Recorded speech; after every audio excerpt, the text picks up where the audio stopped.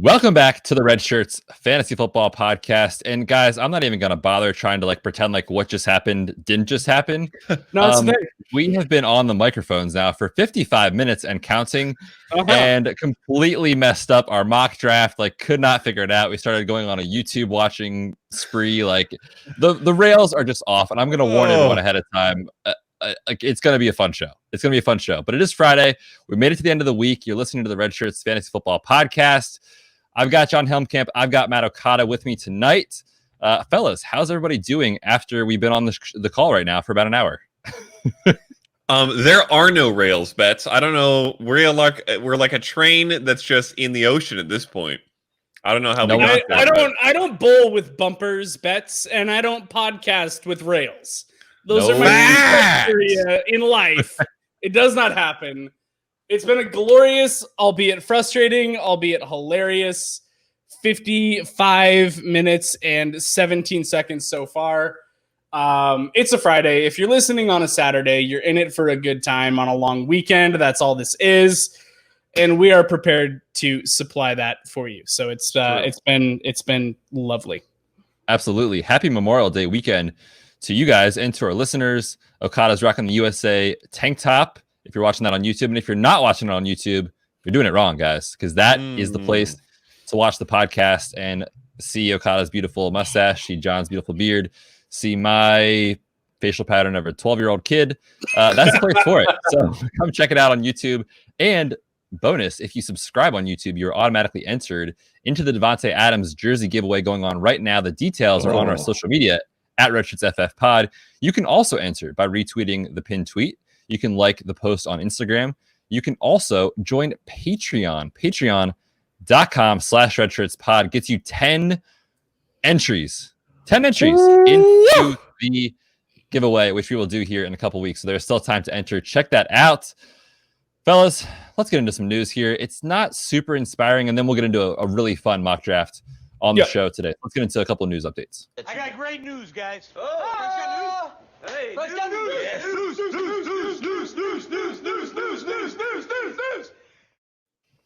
All right, Joe Flacco is now a New York Jet. Moving on. Yay. Carlos Hyde has signed with Seattle Seahawks a deal that's for 1 year, worth up to $4 million. I'm going to kick it over to John first. John, what are your thoughts on the signing here? And talk about it from a real life perspective for your Seahawks, and then also the fantasy implications. Yeah, I think for real life football, I think this is a very smart, savvy veteran signing. Los Hyde put up over 1,000 yards last year in Houston. They've got two main running backs on the roster in Seattle in Chris Carson and Rashad Penny that are both coming off of injuries. Rashad Penny is not in great shape looking to start the season. As Betz has kind of mentioned previously and in some other conversations we've had, it looks like he's a candidate to start the year on the PUP, the physically unable to perform list. So really, you've got a backfield to start the season of Chris Carson, who's coming off an injury of his own with the hip and in the last year of his contract. And then behind that is Travis Homer, who was, I believe, an undrafted free agent. So they needed more depth in that backfield. They called on tequila pouring Marshawn Lynch off the streets last year for the playoff run because they had literally nobody. They needed a veteran signing. They got a veteran that can come in on early downs for 3 yards in a cloud of dust and provide some depth to that offense. It makes a lot of sense for real life purposes. For fantasy, I'm really just not loving this backfield as a whole. Chris Carson's in his last year, like I mentioned previously. I don't know how they're feeling about him long term. This is really going to be kind of a prove it season for Chris Carson. Can you stay healthy? Can you stop freaking fumbling, by the way? That's been a problem. Can you stay on the field? Can you contribute the way that you have? Maybe you'll earn yourself an extension that way. But he was only a 7th-round pick. He's very inexpensive to move on from if they want to after this season. And they gave Carlos Hyde a 1 year as well. So really this backfield is pretty open going into 2021. We'll see what happens there. If Penny can turn it around and solidify himself, great. DJ Dallas out of Miami really has an opportunity, I think, to earn a roster spot. Well, he'll be on roster in 2021 to earn a featured role in 2021. But this could also be one of the better fantasy landing spots for running backs come the 2021 draft. So we'll keep an eye on that. But I'm really kind of down on Carson for injury concerns, for bringing in Carlos Hyde. I don't think that they want to just ride Chris Carson into the ground this season. I think there's going to be a real committee approach with Hyde factoring in on some early down work and kind of spelling, Carson for maybe a series at a time, whatever the case might be. It's going to be interesting to watch, but I think they're kind of looking at this as a little bit of a 1-2 punch with Rashad Penny. Let's get you healthy and get you in behind it and see what you can contribute for the second half of the season. I don't know. It's very uninspiring, both in redraft and in dynasty, except for DJ Dallas, who I think is the only kind of aspect of this backfield that has a future beyond the 2020 season. Yeah, and I think too, just looking at like the advanced metrics on PFF, looking at their elusive rating, which takes into account broken tackles and missed tackles or evaded tackles, so to speak. Carlos Hyde all the way down at 32 in the NFL, minimum of 100 rush attempts. Chris Carson up at 4th in the entire league. So he was effective when he got the ball, and he's always been good when he gets the ball. But like you said, the fumbling issues are real. The durability concerns are real. Yeah, I think for 2020 for redraft, it's going to kind of be a messy situation. But if this creates a buying opportunity in, for dynasty leagues, DJ Dallas, the rookie running back out of Miami, really interested to see what you can get him for. He's been going in drafts I've done like late 3rd, sometimes in the 4th round, where he's already a value in and of himself. So I would go out and see, rookie draft, right, and see kind of what the owner wants for him at this stage if they see the Carlos Hyde signing as a negative here for Seattle. All right, boys, let's move on to the mock draft. We are doing a 12-team PPR mock draft, 1 quarterback, 2 running backs, 3 wide receivers, 1 tight end, a flex, and of course, kicker and defense with some bench spots. We're going to draft as one team, talk through the strategy, talk through our preferred pick, talk through why Okada's takes are probably incorrect, and get into a strategy here. So we'll see what we do. Got him. We have randomly been assigned the 1.09 in this draft. And before we get started, guys, I just want to get your take on where do you like to draft from in redraft leagues? What's your preferred spot? Top 6 for me, because I think there is a 5 running back, what I would call like elite tier, arguably CMC in his own tier. Consisting of CMC, Barkley, Zeke, Kamara, and Cook. For me, those guys all fit into a tier of eliteness, with CMC potentially being his own. And then Michael Thomas is also so high above in his own tier at wide receiver that he fits into this world as well. And so I'm getting one of those guys at 6. I'm happy to start my team with that. That's where I'd like to sit. And I totally hear what you're saying there, and I get that. But there is a lot of really, really good talent at the back of the first and into the early to mid second that I like a lot. Yes, there's elite talent in the early first, but then you're waiting a while to get back to it. Whereas I really like actually where we kind of randomly ended up here between the 9 to the 11 are like my favorite spots in this draft, because I want to be closer to that turn and have my selection of 2 guys earlier that I think are going to combined give me more points than what the early elite and the late second is going to look like. I like right around here near the turn better. Yeah, I think I'm with Okada on this one. I like the top 6 picks in this year's draft specifically, given that top tier. So I'm with Okada in that. We are just outside of that tier, though, at the 9th pick.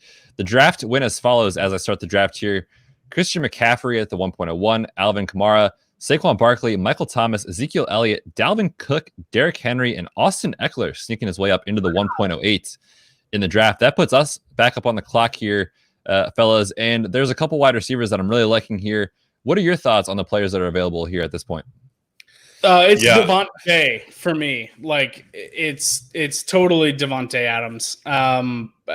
We've talked about him ad nauseum on this podcast over the last few weeks, and the fact that we think he's got a strong case to have the most receiving touchdowns of any receiver in the NFL.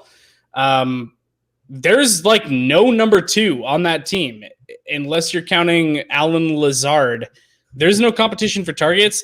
After Green Bay went out and drafted Jordan Love early, this is the Aaron Rodgers revenge tour. He's not going to take kindly for that. He's going to come out on like a scorched earth message sending season. It's Devontae Adams for me. Kyle, yeah, Julio Jones is also interesting to me, but it's between the two of them. I don't think there's any running backs that really deserve to go this high that are left, and I think we can get plenty that we will like coming back to us if we want. So it's between Adams and Julio. I think, Adams has a touchdown edge. Julio has the yards edge. Probably Adams has a receptions edge. We're in a PPR league. I will take Adams. Yeah, I think I'm with you guys as well. As John said, we have stated on the pod, strong candidate to lead the league in receiving touchdowns this year. I'll take Devontae Adams for our team as our first pick at the 9th overall selection. After Devontae Adams, we had DeAndre Hopkins, Joe Mixon, Nick Chubb at the 1.12. The 2.01 is Josh Jacobs, 2.02 Miles Sanders. Then Julio almost made it back to us. He goes the 2.03, phenomenal value there on Julio Jones.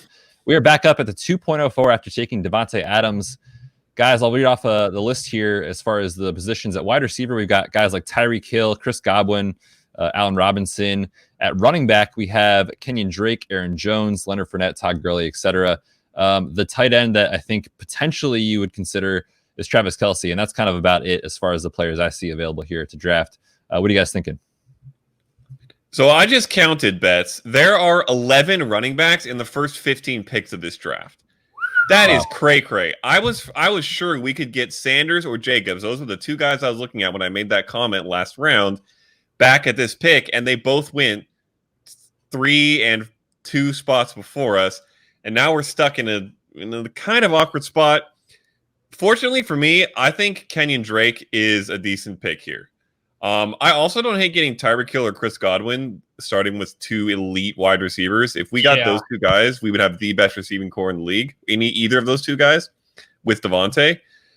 But at the same time, I feel like Kenyon Drake might be the end of a tier of running backs that I consider like very good chance at RB1 value, probably. And he's still here. So I would be okay with either of those directions. Also, George Kittle on the board. Yeah, Kittle's there too, which is interesting. I feel like you got to go running back here. I think that Kenyon Drake is a strong candidate to finish as an RB1, as I've said previously. The dude absolutely tore it up in the second half of the season when he earned that bell cow job there in Arizona. They brought him back. They like him. This is going to be an explosive, spread it out offense. Defenders are not going to be able to stack the box. I feel like he's going to be facing a lot of nickel and dime defenses all over the place. Smaller guys to go against as opposed to linebacker heavy. I like Kenyon Drake a ton this season. I think that taking him right here, there's a lot of wide receivers that I will feel comfortable with coming back to as our wide receiver 2. There are not a lot of running backs that I would feel comfortable coming back to as our running back 1. So I would go Kenyon Drake. That's a very good point. That's a really interesting point. I mean, that's why you would take Kenyon Drake over a guy like Tyreek Hill. There's no question Tyreek Hill is going to score more fantasy points, right? I think we can probably all agree on that. Absolutely. Yep. But in redraft, it's just so tough to hit on running backs. Even saying that, I would be sick to my stomach if we didn't have Tyreek Hill as our wide receiver. I know. That is amazing. Oh, I'm kind of but I agree. You know what? I want to play with it. I want to see what happens. This is a mock. It's our first mock. We're going to do more. It's a time to experiment. Let's do it and see what happens with our running back situation. All right. Let's go. Good. I like it. So we will take Tyreek Hill. Yeah, we'll take Tyreek Hill at the 2.04. He's the second player on our team, obviously, and he is our second wide receiver. After Tyreek, it goes Chris Godwin, Aaron Jones, our man Kenyon Drake, Juju, Leonard Fournette, Travis Kelce, Lamar Jackson, George Kittle, Kenny Golladay, Pat Mahomes goes, Mike Evans, Amari Cooper, Cooper Kupp, Odell Beckham Jr., DJ Moore, and Allen Robinson go right before us. We are back on the clock at the 3.09.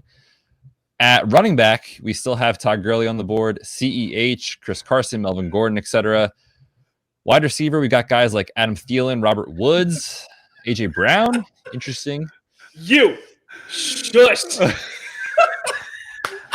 The entire time that Betz has been reading off these names, John and I have been having a silent battle about who John wants to pick here.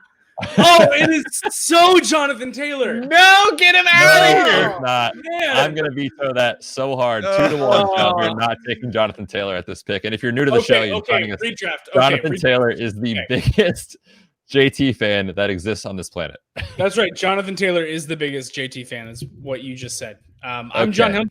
John Helmkamp. You guys look the same. I mean, it's the uncanny. It's uncanny. It's very uncanny. Okay, no, I hear you. I'm switching my mind. This is redraft. This is not dynasty. This is different. I get it. Okay, pumping brakes. Interesting. Okay. This seems like maybe a good spot to take a defense, guys. What do you think? Yeah, totally. For sure. Let's go kicker. Let's go kicker here. I'm in a bit of a conundrum here. I don't know. I am too.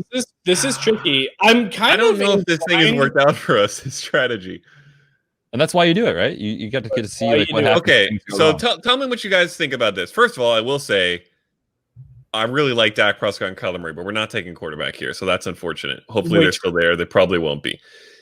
Do you guys think that Todd Gurley is a tier above anyone left? I don't think so, because I think Betz likes Melvin Gordon more than Gurley, and he's also still on the board. Do we have to go running back like that? You know who else is still there is Mark Ingram. You know who else is still there is Keenan Allen. I think Mark Ingram is probably a little too early here. We could get Mark Ingram if we wait another round for sure. Yeah, that's what I'm saying. I think I'm noticing enough running back value here that I wouldn't actually hate going receiver again. In a 3-receiver league with 2 flexes? Yeah. One flex, right? 3 receivers, one flex? One flex, yep. Keenan Allen is very attractive here. That's a lot of catches. Do you have concerns about the quarterback play? I do not. Tyrod Taylor or Justin Herbert? I do not. I think that losing Rivers hurt Eckler.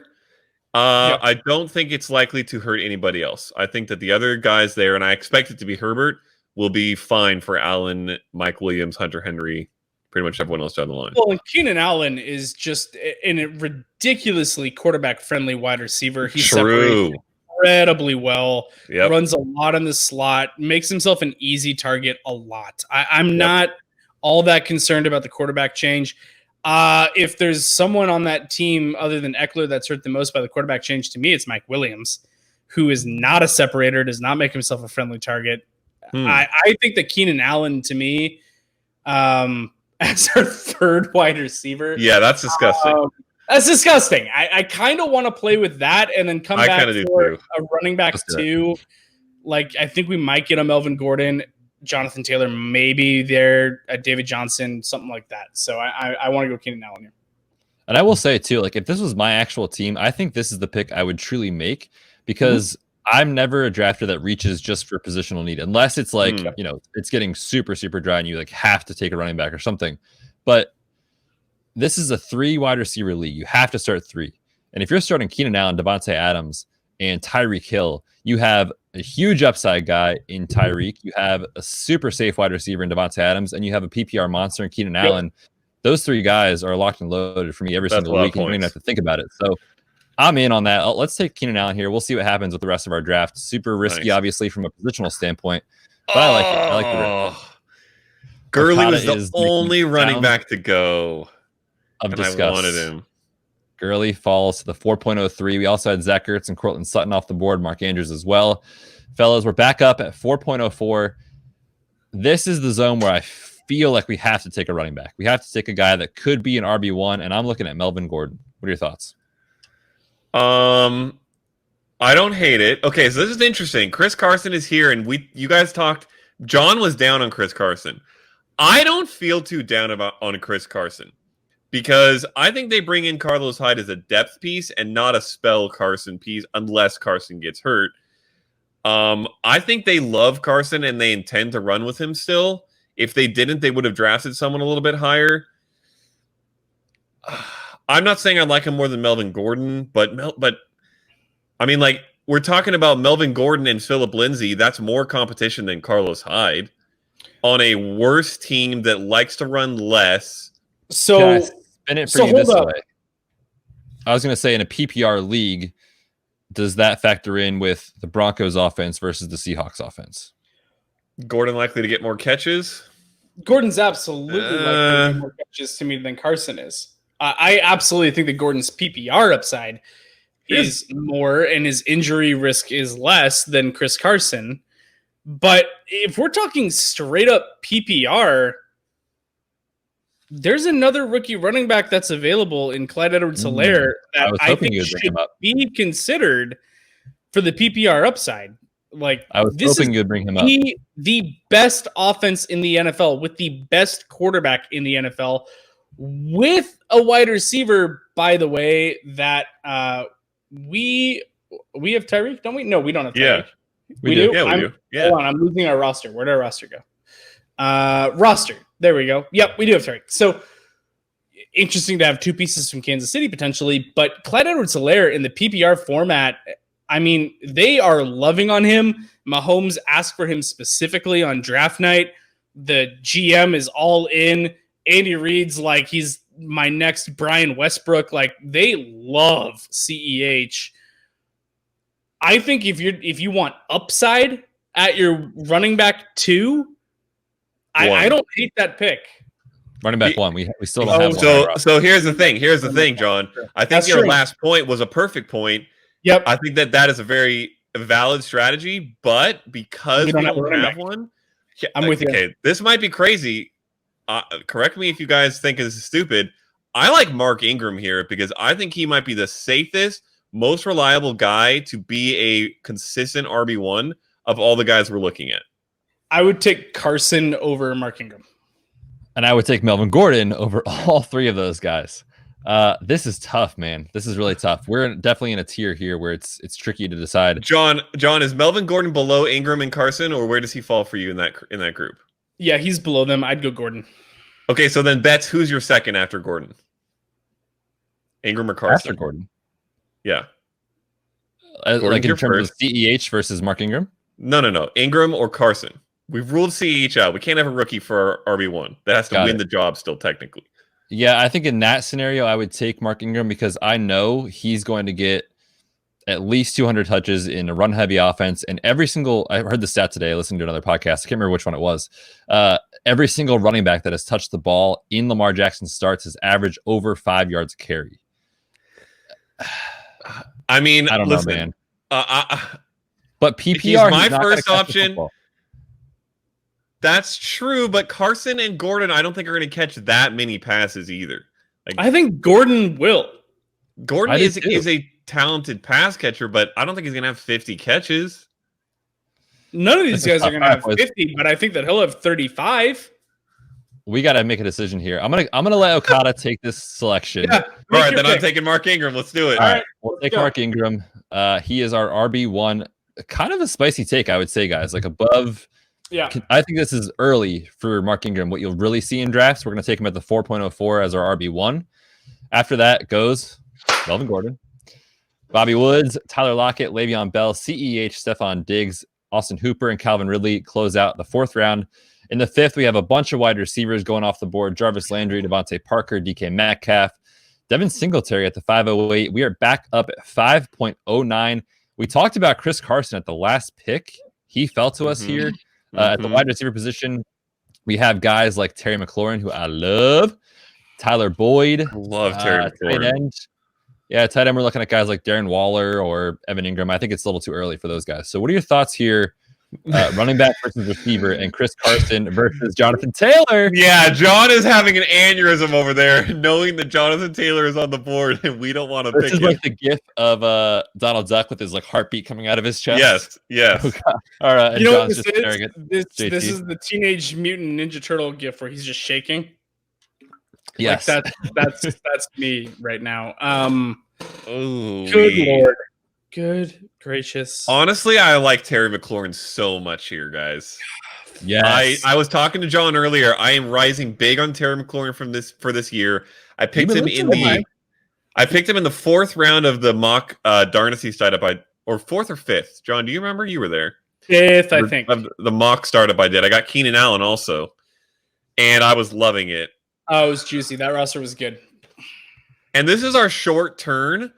I think there's a good chance we get one of Carson, Taylor, David Johnson, who I like this year, Swift and Akers are there. They could be decent even as rookies. James White will do fine for us in a PPR league. I don't hate taking Terry McLaurin here. Who are the tight ends, by the way? Let's look at tight end real quick. Yeah, Darren Waller, Hunter Henry. Darren Waller, Evan Ingram, Hunter Henry, basically are the picks there. I don't feel a need to go tight end. At this point, I'm waiting on tight end. Yeah. Like, at this point, I'm giving it a few more rounds at least, and then picking up a younger option at tight end. John, what are your thoughts if it's not Jonathan Taylor? And I will say this. If he's there the next round, I would be fine to take him. Just because. I agree. He's not going to be. He's not going to last another. It's a short turn. He might. 6 picks. Six He's picks. He's not lasting 6 picks. I hear what you're saying about Terry McLaurin. I love him as well. We have 3 wide receivers and 1 running back.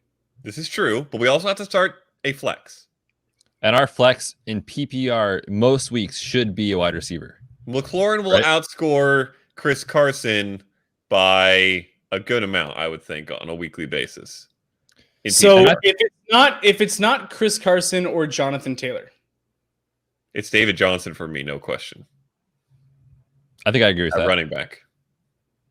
I don't think John likes David Johnson very much. He gave me a dead eye. I'm okay with him. I don't love it. Okay. Sounds like Terry McLaurin's the pick then, John. Is that what you're saying?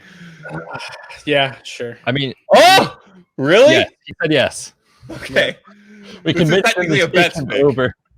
Yeah, I'm in, man. You don't have to convince me. Terry McLaurin's my dude. I'm going to plant my flag on Terry McLaurin this year. Guys, like the list of names who ran over. Oh, what do we get? What do we get? Oh, we got it. Who went over 2.0 yards per route run last year as rookie. The guys that have done it in history. It is Hall of Fame level players. I think Terry McLaurin has like huge upside, and to pair him up as our wide receiver 4. I love it. We have, I'm going to let people know who went off the board. We have Julian Edelman, James Conner, Hollywood Brown, Chris Carson, David Johnson, Brandon Cooks. Jonathan Taylor has fallen to us at the 6.0. Or he risked it. He fell back to us. John didn't think he would. I'm going to tell you who we actually should take. I'm just kidding. Oh, yes. Tell us. We can take him. wait. Let's look at tight ends again. Oh, nobody's gone. Look at that. By the way, just to point this out, this is like the fates. The dynasty gods have smiled upon us because the 5 running backs after Jonathan Taylor in the Fantasy Pros rankings, which is the site we're doing this on, had also gone. And the tier after Jonathan Taylor that was available was David Montgomery, Kareem Hunt, DeAndre Swift. It was poop. So this is a value on Taylor.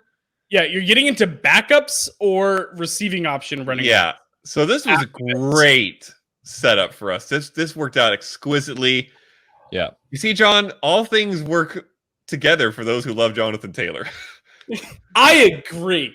And let me just for the people listening, if you're new to our podcast, Jonathan Taylor is the best running back prospect that has come out since Saquon. It's Zeke, Saquon, and then him since Zeke has come into the league.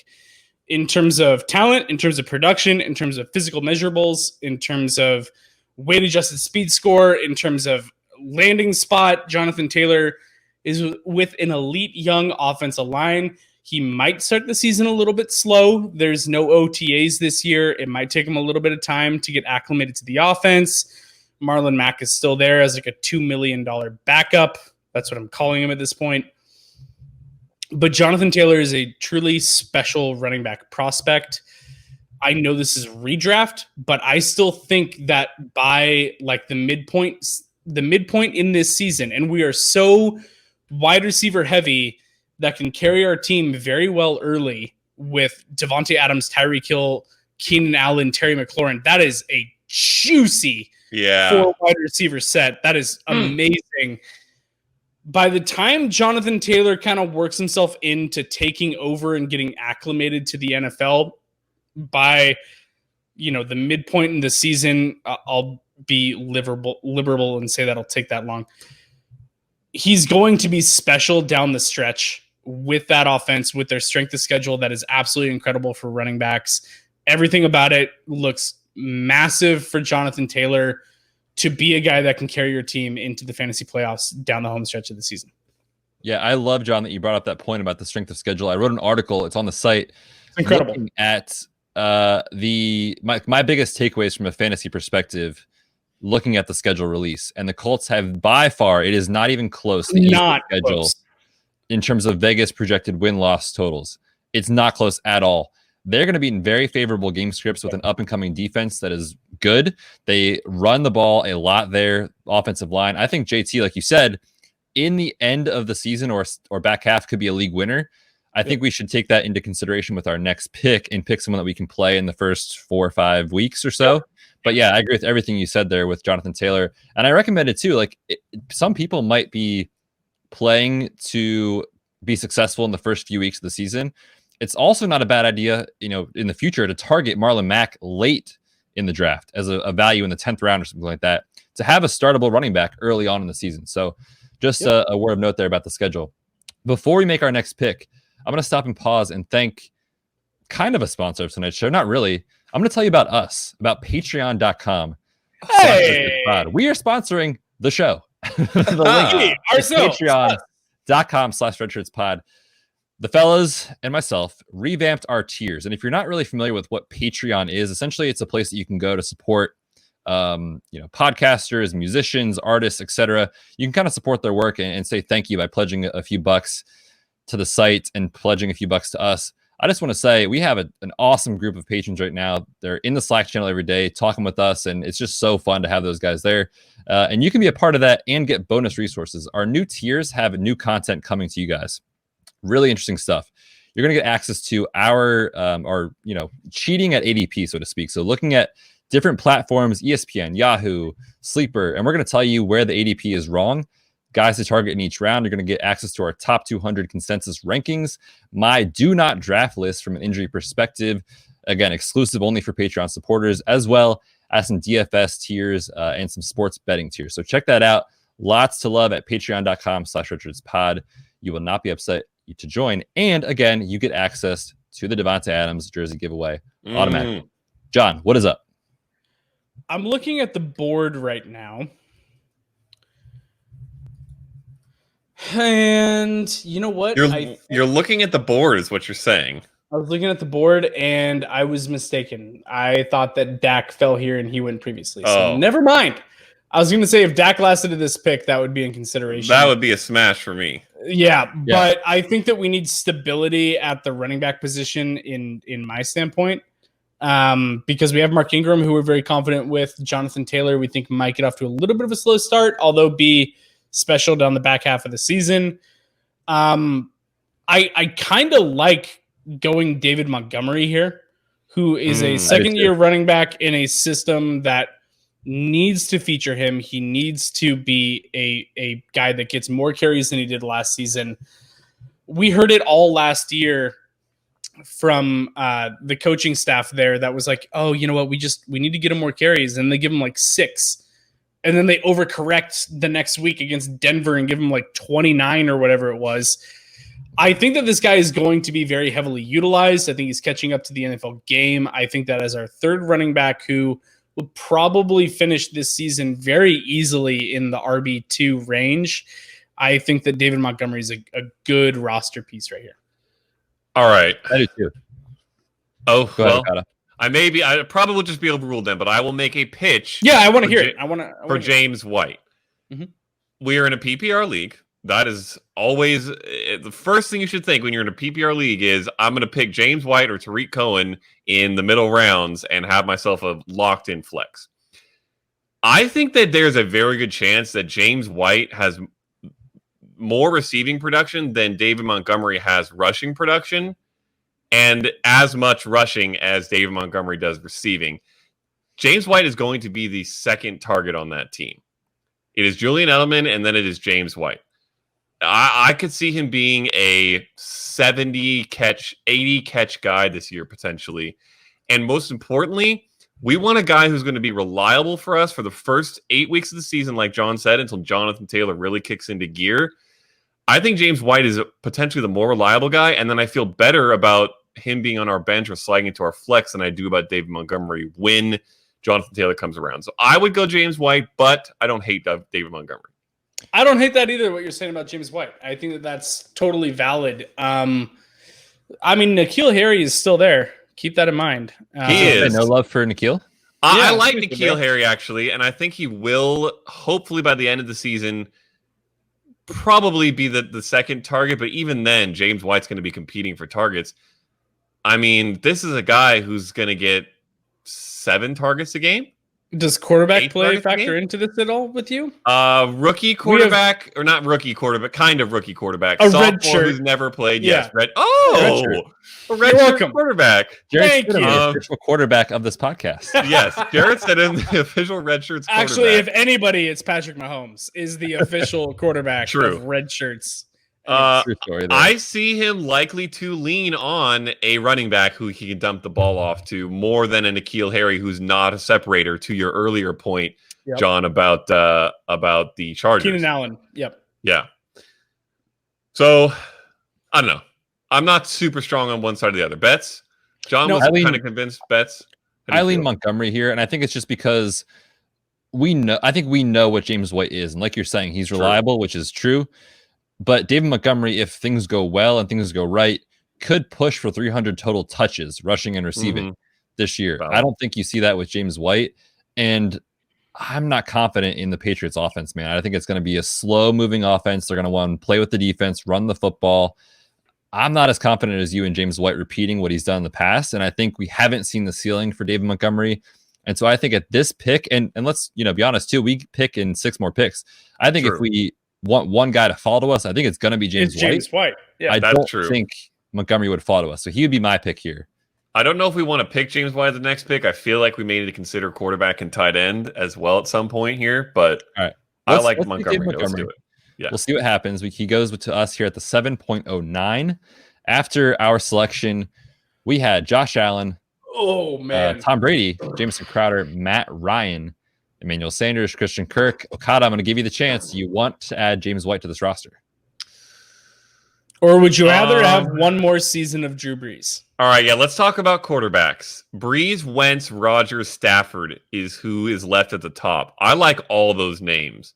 I would be plenty happy about going with any of those names as my starter. I actually might have Brees the lowest of those 4, so I don't know if I'd go that route. This is our long turn, so it is a question of whether one gets back to us, one of those 4. But I think one probably does. What do you guys think? Outside of those, Drew Brees, Carson Wentz, Aaron Rodgers, Matt Stafford. Beyond that, in a single quarterback redraft league, we're looking at Daniel Jones, Baker Mayfield, Ben Roethlisberger, Ryan Tannehill, Jared Goff. I don't hate those either. Yeah, this feels like that. It's not that big of a teardrop to go from Drew Brees to, like you guys said, Matthew Stafford. I don't think it's that big. I will also bring up the fact that there is one tight end that I think that is left that is potentially head and shoulders above what's left there, and that's Evan Ingram, who is still hanging on the board. I like Tyler Higbee too, but for me, it's those 2 guys and then a big drop. That is exactly what I was going to say. If both of those two get taken before our pick comes around, we're going to be sad. Yeah. Because then we're going to be starting Fant, Gesicki, Gronk, Hawkinson, somewhere in that range. I kind of lean maybe towards taking one of these 2 guys. And I actually think I might be a Higbee guy here. Ingram is just so injury prone. Betz, maybe you can weigh in there. I saw a hilarious tweet this past week of the Giants blue tent, and it had 88 and Evan Ingram's name on it, like it was just his tent set aside for him. Yes. There's one for him and there's one for the rest of the team. Exactly. I feel like I don't trust him being there for us for the whole season. I kind of like Higbee more, but Betz, what do you think? Yeah, it's, Evan Ingram is a guy that I believe in the talent. Like, he is a cheat code at tight end, and what he saw in his rookie year, right? What he could do. So this is definitely an upside pick if we would take him. But there's 2 points I want to make. One is coming off of foot surgery, the midfoot sprain. This is always problematic for at least 9 months. He's going to be pushing week 1 to start with. And factor that in as well, the Giants have a horrific start to the season. I think Daniel Jones is going to struggle from a strength of schedule standpoint early on. There's a lot of target distribution that we're not sure how it's going to go. If we wanted Evan Ingram, I feel like if this is a real league, my strategy would be I'm going to pencil that in for like week 5, week 6 trade and go from there. I would draft someone else and then kind of come back and see if I can get him later. Or if someone gets frustrated enough, pick him up off waivers. Okay, so then would you lean Higbee here? There is still James White. Man, I have serious concerns about Tyler Higbee this year. Ooh. What he did last year on that pace is, we talk about regression all the time, right, guys? Yes, he's what not Tyler going to keep Higbee that pace. Is not realistic. No, now he would be the wide receiver 1, I'm pretty sure, if he stayed on that pace. There is a realistic scenario where he and Evan Ingram Gerald Everett just go back to splitting targets there. And, it took 2.5 months for Higbee to be the one. Now, we've talked about it. Is that just the fact that, maybe they didn't realize how good Higbee was and now he's the dude? Or are they going to go back to 3 wide receiver sets with, I don't know, man. I don't know. John, what are your thoughts? Anybody have any thoughts on taking a stack and putting Aaron Rodgers with Devontae Adams? No. I would really it's like not to get interesting at all. I would really like to get him at our next pick, but if we lose out on him and end up with Stafford or Wentz, I'm going to feel zero sorrow. Yeah. And if we lose out on a tight end and have to go Fant, we can go Higbee. I'm fine to see what happens, but I'm just not. I'll put that out there. I'm just not as high as the consensus is on this guy this year. Yeah, I just want to put my pin in that before we move on, since my apparent stack got shut down very quickly. Between these two, I like the offense better in LA as a whole. I think that there is a real chemistry there that was shown with Jared Goff. I think that Higbee showed that he is clearly far and away the better tight end on that team, with the fact that when they utilized him, he made himself available and made himself a friendlier target, and Goff wanted to throw him the ball. So he had a ton of opportunity. He's not going to keep up the same torrid pace that he had in the last 4 to 6 weeks or whatever it was last year. It's not going to happen. But I still think this is a guy that at the tight end position, you have 3 tight ends. You've got a tier in itself with Kelsey and Kittle. And then you have Mark Andrews. And then after that, you have 4 tight ends roughly. And then it's a bunch of question marks that are all going to be in a similar range. Higbee, to me, has one of the best chances of slotting in as being a top 5 tight end option this year of anybody else. So I would lean Higbee here as the tight end pick. All right. I think we've discussed that one enough. We'll go ahead and take Tyler Higbee here, our tight end at the 8.04. Love it. And then we got a long way to wait, guys. A little names here, kind of Carson Wentz, DeAndre Swift, Aaron Rodgers, Cam Akers, interesting. Anthony Miller, J.K. Dobbins, Phillip Lindsay, James White falls all the way to the 9.07. Dang, he almost got back to us again. Yeah, 2 picks away. We got ninth. Worth noting, because I think it's important to let listeners know, Evan Ingram's still on the board at the 9.9. Wow. So interesting. We could have gone somewhere else and still gotten Ingram or a round later. But of course, hindsight is 2020. Guys, we're not taking another tight end at this point. Do you want to circle back to quarterback? We still have Drew Brees, Matthew Stafford on the board. I think you got to take one of them, to me, because it's a pretty big difference between there and what's below them. And I'd even consider reaching a little bit and taking Baker here potentially if you like it. That's fine with me. But I feel like at this point in the draft, we're in the late 9th. I think you got to grab whichever quarterback looks best to you, and then start filling in some depth behind that at that point. What is your guys' take on Jared Goff this year? Because I'm feeling pretty good about him. This is a team that lost Todd Gurley. Yes, they lost Todd Gurley. He was their guy. They ran the offense through him. The offense may not be as good as it's been in the first couple years of McVay this year, but it is going to run through Jared Goff. It's not going to run through Cam Akers. I like Cam Akers. I would have potentially been willing to pick him here if he was still on the board, which he barely went. But I think it's going to be Goff throwing to Kupp and Woods. He still has great receivers. He has a very talented tight end that we just talked about and took in this draft, and a good second tight end, and his running back in Akers can catch the ball out of the backfield. I think this team is going to rebound, and I think it's going to be on the shoulders of Goff. if we wait here, don't take a quarterback and end it up with Goff, I would be plenty happy. I do like Stafford more. He's a QB1 for me this year, so he would be my other guy. If we want to go now, it would be Stafford. If we go, so let's just quickly talk about the running backs and receivers, just in case we don't want to go quarterback here. Geis, Tariq Cohen, Sony Michel, Jordan Howard. Those are kind of the names. After that, it gets really ugly. So if we want to get one more running back, this might be a necessary place. Receiver, you got Mike Williams. We're not doing that. We have Keenan Allen.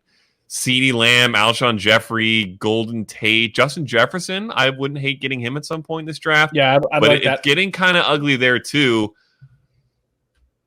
I kind of feel like going one of those two directions and getting Goff later, or maybe even Stafford falls, but I'm open to a quarterback here as well.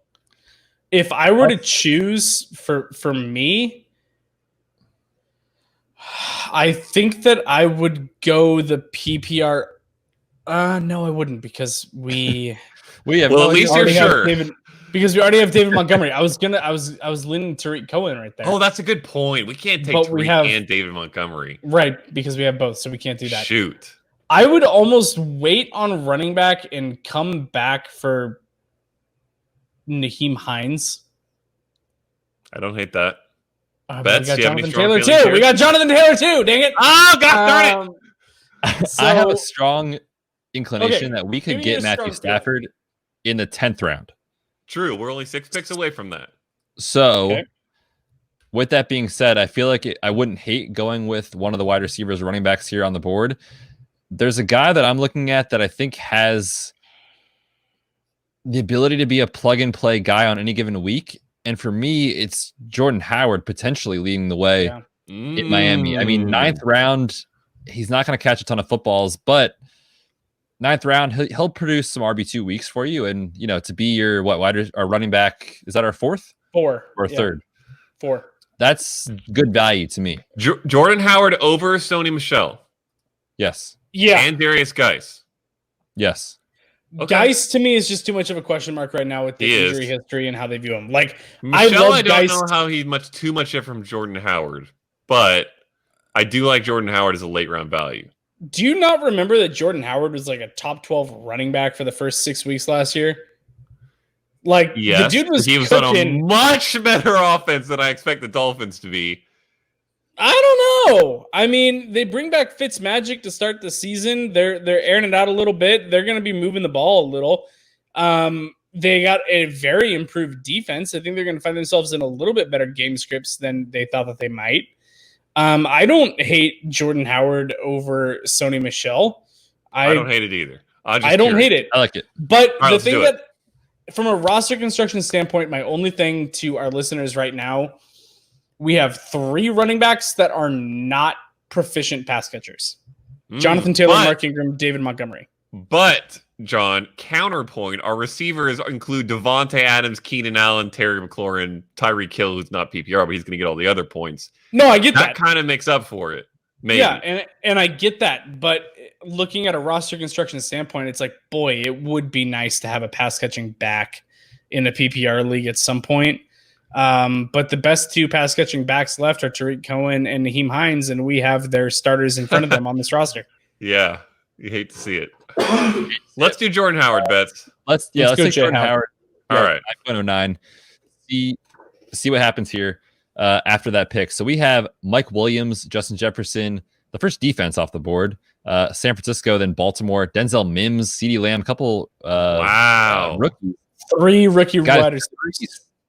Matthew Stafford both come back to us here at the 10.04. If I'm getting Drew Brees in the 10th round, I am so excited, man. Yeah, you think he's Stafford fallen a lot. I like Stafford over Brees personally. Really? I don't. Well, I mean, last year before he got hurt, he was clearly better.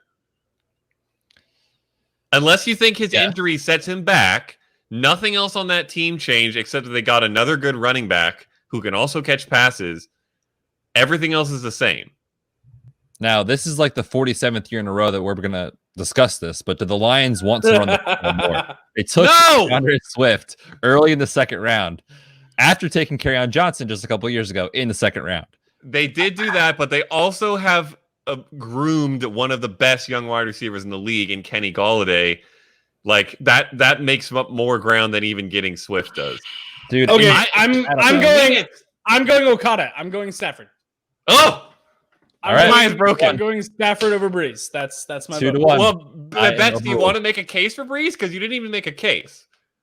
I mean, you look at what he's done in his career, the consistency is insane. And all you guys, you and Kent, when we were doing this like a year and a half ago, you were like, Drew Brees is so old, like they're not going to throw the football a lot. Came out and was like quarterback 6. Like, To be fair, they haven't thrown the football a lot. well, you have Michael Thomas and you have Alvin Kamara catching the football. You add Emmanuel Sanders. I don't know. This is fine. I'm a Stafford guy. I think he is going to have a very good year. If this was my team, I would take Drew Brees, but they're close enough that I'm okay with Stafford. That's fine. All right, then let's do it. We'll take Stafford here at the 10.04. The Lions also have no defense. I think The Betz bounce gets back. to make This this, is true. this next pick. I don't think he's gotten to steal one that we didn't want yet. I love it. With that being said, we are back up here at the 11.09. There were some interesting values. Evan Ingram, 11.05. Wow. All the way there. We had Sonny Michel at the 10.12. I like that value. We also had Tariq Cohen go at the 10.09 shortly after our pick. But guys, we're back up here. We've got our quarterback. We've got our tight end. At this point, personally, for my roster, I'm looking at bench spots here for running back and wide receiver. And I will say, Drew Brees still on the board. Wow. What is this Drew Brees hate? Phenomenal value. Crazy. It's crazy, man. So at running back here, we're looking at guys like Damian Williams or Darrell Henderson, Tevin Coleman. Wide receiver, you're looking at guys like Preston Williams, Rashad Perryman, Curtis Samuel. I don't really love that, to be honest with you. I kind of like the Damian Williams selection here. We talked about pass catching running backs and we talked about CEH. Obviously, he is very, very good. Damian Williams runs the best wheel route in the entire NFL, and I don't think he's just going to go away this year. So is he a reliable asset in fantasy this year? No, probably not. Can he be a guy that can get you running back 2 with running back 1 upside on a week-to-week basis, potentially, if you need to start him? Yeah, I think he can. Can we? So that to me is much more of a competition than another route that is potential. I'm sorry, much less of a competition. I think CEH carves out a very big role in that offense.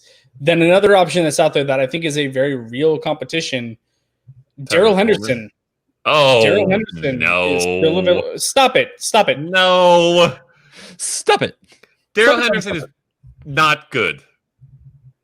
I don't think he's fantastic, but he's already been there a year, is acclimated to the offense, knows what's going on, has a handle on the playbook. In a season without OTAs. He didn't show it last year. He didn't do diddly last year. He couldn't get on the field is because he couldn't learn the system. He couldn't learn. And he couldn't even jump Malcolm Brown. If you can't jump Malcolm Brown as a rookie, I don't trust you in year 2. I'm out. All right, well then, F me, right? So I'll tell you what, I'll pivot because I love you guys. I love you too. I'll pivot because I hate you guys. And we'll go to another option that I think is being overlooked because of rookie additions to the offense. Hunter Renfrow is available right now as someone that I think has a very, very intriguing role as a slot receiver in that offense, adding Henry Ruggs on the outside. That's going to open things up a lot. I think that Hunter Renfrow is very much entrenched in this offense. I don't think he's going away. I think that he's going to be someone that gets a lot of looks in the slot, makes himself very, very friendly to the quarterback. He's someone that I think could be very interesting as our wide receiver five. That's an interesting pick to me. I like Renfrow. Yeah. Personally, I go Preston Williams. So we're all over the place. Betz, I think you should make the pick. I think it's Damian Williams. I think he's going to have RB weeks off and on. It's the best offense in the league. I'll take the guy that's going to catch some passes from Patrick Mahomes. So that's my pick to be our running back 4. I think you should make it. All right. Damian Williams off the board, 11.09. We are back up on the clock here at 12.04. Hunter Renfrow still on the board. I'm not opposed to that pick here at this point. We just talked about it. I'm scanning through the other receivers. None of them stand out to me except Brandon Ayuk. You know I would love to pick him here. I love Ayuk as well. But I would be fine with Renfrow. This is our last bench spot. I think we're good on bench running backs. So I think the receiver is the way to go. Renfrow's interesting. Ayuk is interesting to me. Outside of that, it's a poop show. So Drew Brees is still on the board. Yes. Yes. I forgot to mention this last round. We were the 12th team to take a quarterback, so this is not surprising. No team has taken their backup quarterback yet. Brees was not picked among the first 12, so he's just sitting there. It was basically us choosing who would be the quarterback that doesn't get picked, and we took Stafford. Makes sense. What do you? Betz, do you have a strong choice between Renfro or Ayuk, or do you have someone else? Out of those two, I would choose Renfro. But I will say Justin Tucker. Justin Tucker, man. No, I'm just kidding. Tucker, man. Justin Tucker, man. How about those Jaguars defense? No, listen. I'm not a 2-quarterback guy, but when Drew Brees is available in the 12th round to pair up with Matt Stafford, you can stream whatever matchup you want and have 2 top 10 quarterbacks. It's not my preferred method, but when there's value, there's value. I'm just saying. That is interesting. I'm not saying. That is interesting. I'm just saying. Here's the thing. We know Brees is a stream-worthy guy, too, in the sense that if he's at home, he's probably going to outscore Matthew Stafford a good amount of the time. I don't hate this. Yes. It's interesting. Finally. It's a bad thing. I don't think that our listeners should probably agree with it, but I don't hate it. Here's the thing, though. You can't let Drew Brees go undrafted. It's not going to. That's disrespect. It's disrespect, and it's not going to happen. Disrespect. And quite frankly, if this value falls to you, feel free to snag Drew Brees and then trade Stafford. Like there are routes to go when you're looking at draft, or vice versa. Trade Drew Brees and keep Stafford. Either way, value is value, and I think that you can't ignore value. And Drew Brees is a screaming value right here. He's going to be in the NFC South that we've already talked about, that we think is going to be pretty much track meets most weeks. I don't hate this. In a redraft shallow bench league like this, I never have 2 quarterbacks on roster, but when someone that's going to be a quarterback 1 falls to you this late, take him. Use it as a trade piece. Okay, let me just say one thing. You guys are probably going to laugh. I would legitimately take Justin Tucker here over Drew Brees. Bye. You're an idiot. Listen, Justin Tucker is going to be on the highest. He's going to be on the highest scoring offense in the league. He's the best kicker in the league. It's our backup quarterback that we could get on waivers if we didn't take Justin Tucker. It doesn't matter. It's a kicker. It doesn't matter. Okay, well, are you just going to go by the rules that you've established yourself, or are you going to go by how many points our team is going to score? We might get the 6th best kicker if we take Drew Brees here to sit on our bench, who we could get on the waiver wire. No, I'm overruling. Right. I'm not allowing it to happen.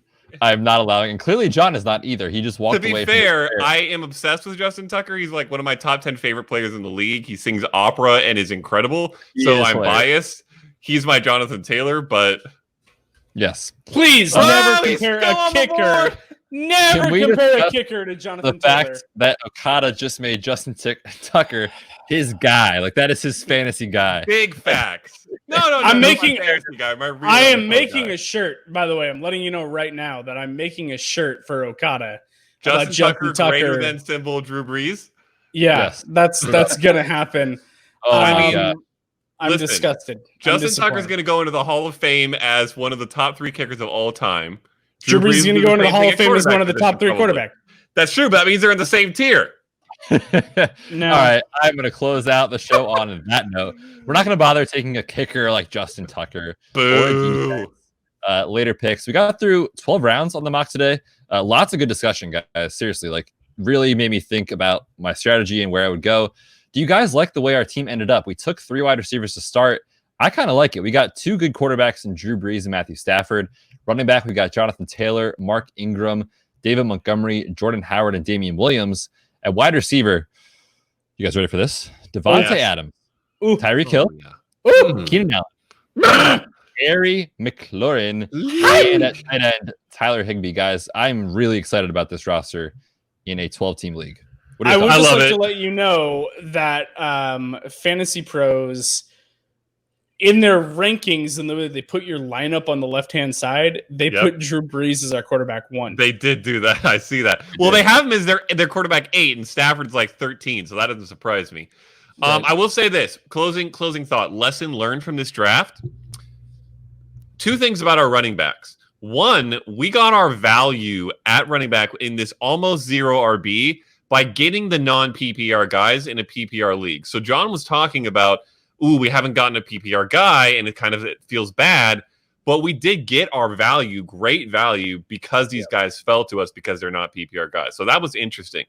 The other thing that was interesting, and it came up later for us in the draft, is that we took Jonathan Taylor and David Montgomery, two guys who have great PPR late round running backs behind them, and it kind of screwed us because I feel like we could have taken those guys. I do wonder if we go 0 RB in the future, if we should specifically avoid those guys, specifically Montgomery. I will never avoid Jonathan Taylor ever. That's true. Ever. Why did I even adjust it? Ever. Will not happen. Oh man, fellas, fantastic show. Hopefully, listeners, you found this helpful. We will post the draft board on our social media. Check that out. Fellas, we are out of here. We are back on Wednesday next week, our last week of May. And then it's crazy to say we're into June, and we're going to 3 shows per week, listeners. Yeah, we are. So be sure to hit that subscribe button on YouTube. Hit that subscribe button on your podcast app so you don't miss an episode. And we'll be back next week. And until next time, enjoy Memorial Day. We are the Red Shirts.